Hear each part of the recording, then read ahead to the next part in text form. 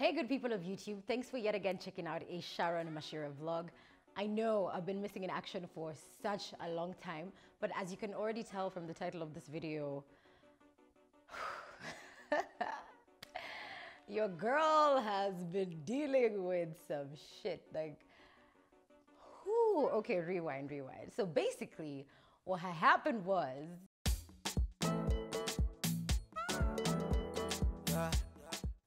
so as you already know, I own a content production house called Backdrop Agency, and I love to travel. And funny enough, part of a lot of the content that we've been doing has been very popular in the tourism industry. We've been to lodges in the Mara, we've been to lodges down in the coast, literally all over Kenya. And it made us realize that we're so passionate about changing the narrative around Kenya and its tourism offering and just its offering in general.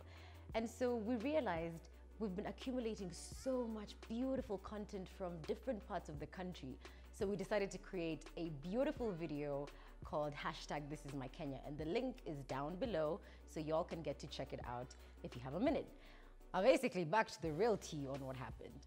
So we had, like, the video was such a big success. Like, you guys, we were getting calls from State House. Yeah, State House. Like, yo, this video is so good. We want to share it on President Uhuru Kenyatta's platform.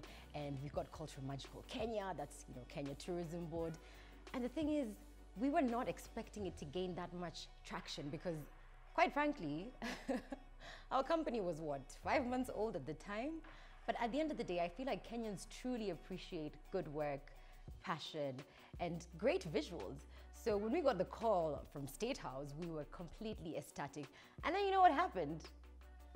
The elections got nullified. As in, what kind of luck is that? So anyway, that conversation pretty much went quiet, and the passion did not die with that, obviously. We decided, you know what? This issue that we have where we feel like Kenya or East Africa in general is not really marketed in the way that it truly deserves. So we decided we're gonna be in Tanzania in a couple of weeks.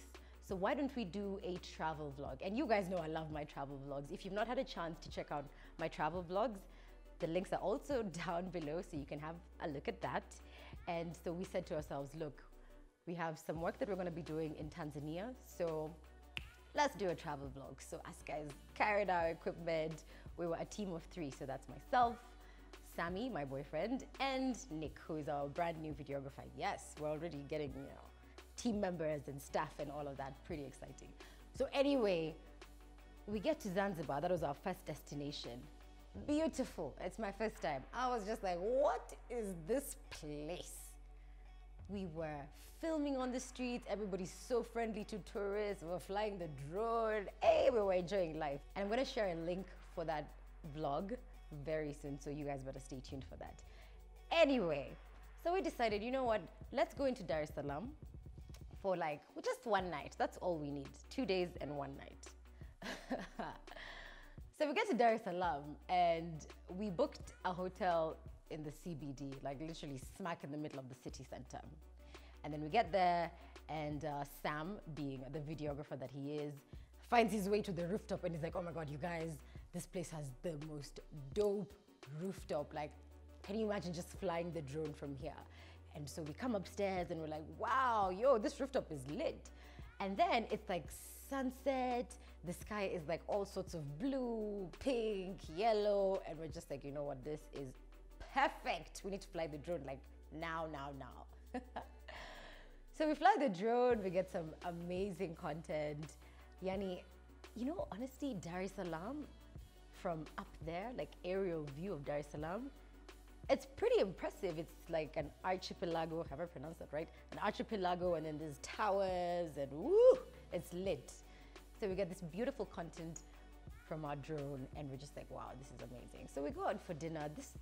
We flew the drone at around 4 o'clock, right? So we go for dinner, chill, nini. Then we come back to the hotel at like 10 p.m. So we go upstairs to the room, right? And then next thing you know, I'm getting a call from my room. Hello, any room 303? I'm like, yes, this is 303. Aya basi, polisi wanakutafuta. I'm like, okay, wanatafuta nani exactly? Because, you know, that's a bit of a general statement. They're like, wanakutafuta Sami Ganam na rafiki zake wenzake wawili wa Kenya. I'm like, okay, wait, hold up a second. Sami Ganam? Hey, okay, just give me a few minutes, I'm gonna come down.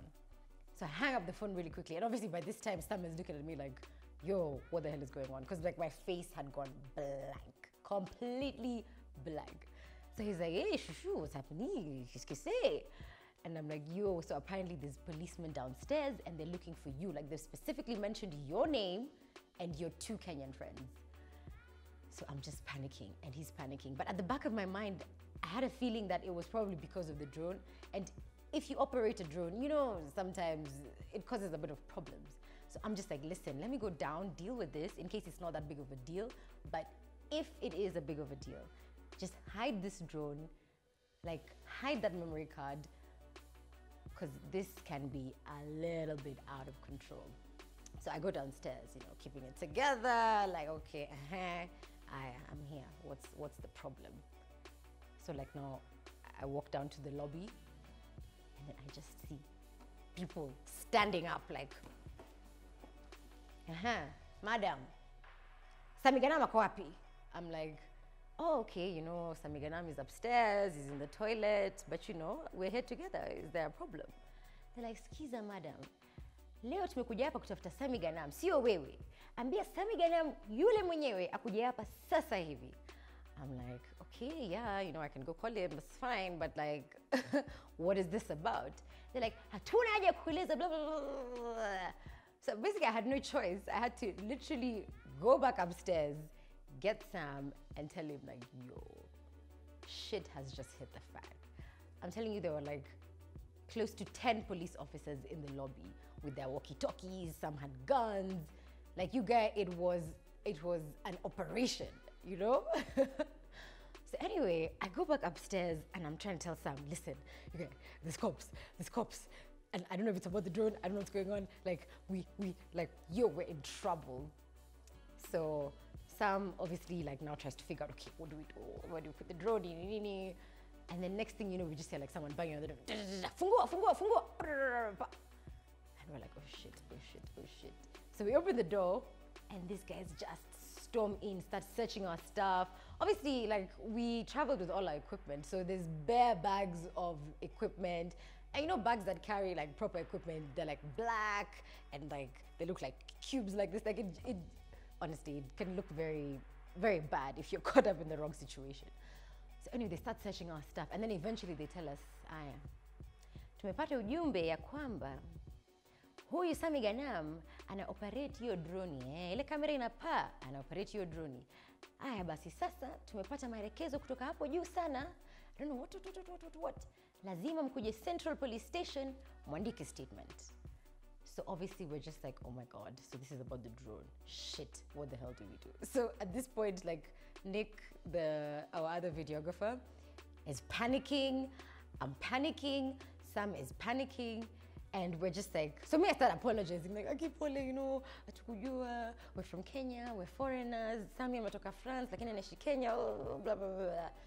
Zero shits given. Like, they don't care. This guy was here for business. So he's like, listen, skiza madam. Dadangu, hakuna haja ya kunipatia hizo maelezo. Sasa hivi, tunaenda Central Police Station, nipatieni passport.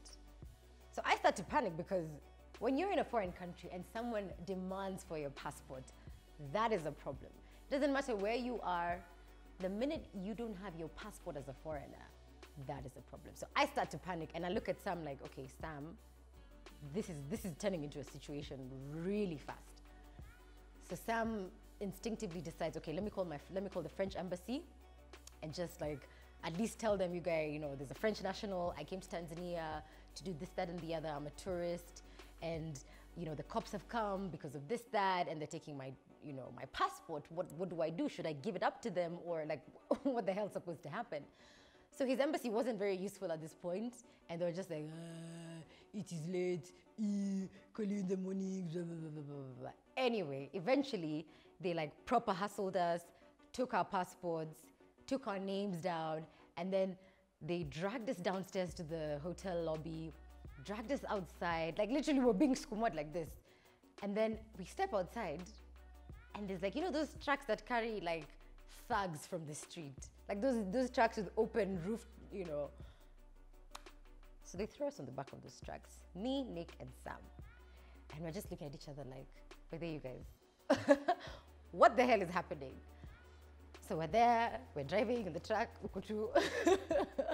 And we're just like, yo, oh my God, you guys, like we're actually on our way to like the police station. This is crazy. So we're just like, okay, let's get our story together. Why do we have a drone? Because at this point we'd already admitted to having a drone. Like there was no way to escape it, you know? And because we were there innocently just flying a drone, we didn't think it would be a problem if we just admit to it. We signed the statement, tosha. So we get to the station, and then the guy who arrested us like disappears somewhere. And then we're just standing there looking around like, okay, what's gonna happen now? So next thing you know, the guy has bounced and he's given instructions to like the head of that precinct, ati, watu leo wanalala jela. Can you imagine? Now the head of the police station is like, listen, the guy who's arrested you, ashaenda nyumbani, ashaenda kulala. Sasa basi, leo lazima nyie mlale huku jela. I'm like, no, hold up. Wait a minute, what? He's like, excuse me, madam, leo lazima mlale jela kwa sababu investigation ifanywa in the middle of the night, blah, blah, blah, blah, blah. And I'm just like, listen, my friend, like, I know, you know, we had a drone, maybe it's an offense, but we were genuinely not even trying to offend anybody. We're just trying to do some content. Like, we're photographers, for crying out loud. This guy does not care. He's like, listen, ignorance does not hold up in a court of law. And the minute he said that, I just knew, it's a wrap. That's it. So let me just quickly mention that at this point, I don't think we each realized how severe the situation was getting. Like, we all had our own moments of a reality check. In the order of Sam, and then me, and then Nick. I feel like it came later on. But Sam was the first one to just lose his shit. So at this point when he's like, you guys have to sleep, spend the night in prison. And we're just like, no, please, like, you know, we're so sorry. This was never meant to happen. So at this time, it's like 11 p.m. And like, there was no way. These guys were not here to negotiate or to listen to you. They were just like, today you are spending the night in prison. So we have to now remove our jewelry, phones, wallets, belts. So obviously they start with the guys. And as, you know, Sam is removing his belt, Nick is removing his what. I grab my phone and I text our good friend who's Tanzanian, John Milia. And I'm like, yo, John, listen, shit just hit the fan. We are being thrown in prison. We're in Dar Es Salaam Central Police Station. They keep telling us we're gonna be released in the morning. I don't know how true that is, but yo, we need help now. The minute I sent that message, the guy just grabbed my phone. My phone was gone. Sam's phone was gone. Nick's phone was gone. We had no way to communicate to the outside world besides the message we sent to our friend John. So luckily, John was online. And first of all, John is the kind of person who's never online. So me, I don't know what had touched him that night for him to be online. Because I just saw the ticks going blue, and the next thing you know, my phone had gone. Boop, done. So I'm just like, oh my God, this is ridiculous. So now Sam, he's been hit by that reality check. So Sam is just like, listen, this is ridiculous. How can you be arresting us? We're photographers. Like, what have we done wrong? We've apologized. Why should we spend the night in jail? Blah, blah, blah, blah, blah. This guy was just not having it. So obviously I jump in and like, listen, you know, babe, it's just one night. We'll be okay. It's just a few hours. It's already 11 p.m. You know, we just need to be here till like 8 o'clock. He's assured me by 8 we'll be the first ones to be reviewed. So he cools down a little bit. And then they escort us down to the cells. Wow. Like, I don't even think we had entered because it's like downstairs. And then there's this big black gate. And then now the cells are uko nyuma. Right behind that black gate. Before you even get there, there's this smell. This pungent smell that just hits you as you're descending down the stairs. my heart started beating so fast. And I'm just like, oh my God, this is actually happening. Like this is real. So we get there, and obviously they have to separate the guys and the girls. So they put me, go through the black gate, they put me in my own cell. I remember the first one on the right. It's the tiniest cell. I walk in, obviously it's pretty late.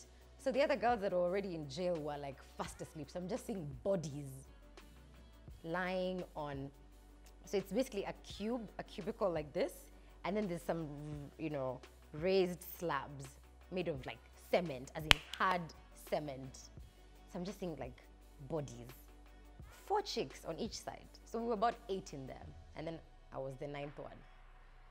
So the guy opens for me, and then they like wake up to see, what's happening? Then they go back to sleep. I think they were just like, ugh, whatever, it's pretty late at night. So I go inside and I'm just like, oh my God. I'm in jail.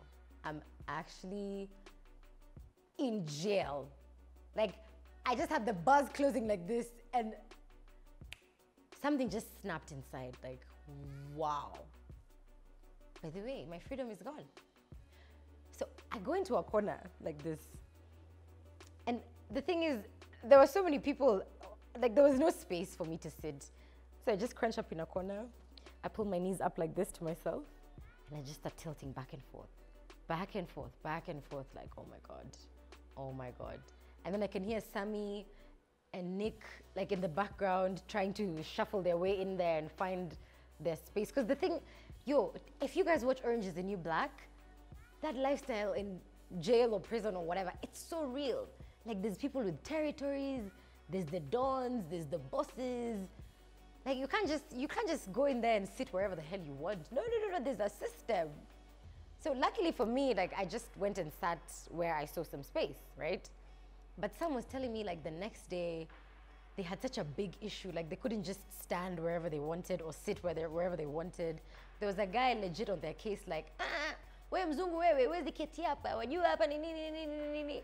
As in, they were not even allowing them to like sleep properly. So someone was telling me that at some point, he saw this guy like looking at him directly in the eyes, upper two, and the guy was just masturbating. Huh? Can you imagine? Jerking off while looking at him and Nick. As in, you guys, jail is traumatizing. Hey, there was this chick called Beatrice. Huh? Beatrice. And I'm not even sure Beatrice is her real name, because she was in there for like fraud and impersonation. She told me her name is Beatrice. So as far as I'm concerned, Beatrice was the dawn. Like Beatrice was, you know, that chick who's just calling the shots, right? At 9, she's like, she asks Faith, "Hey, basi huyu ni nani? Huyu hapa huyu ni nani?" And she's talking to me like I'm sitting right there, and she's talking like this.